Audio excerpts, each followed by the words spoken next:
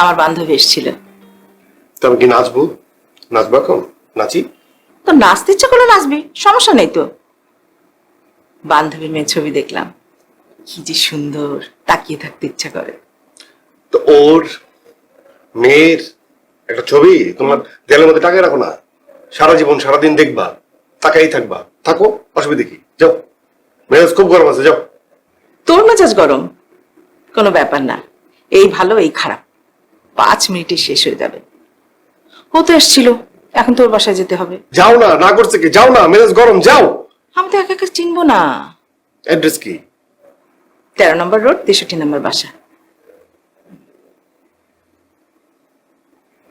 এই সেক্টর।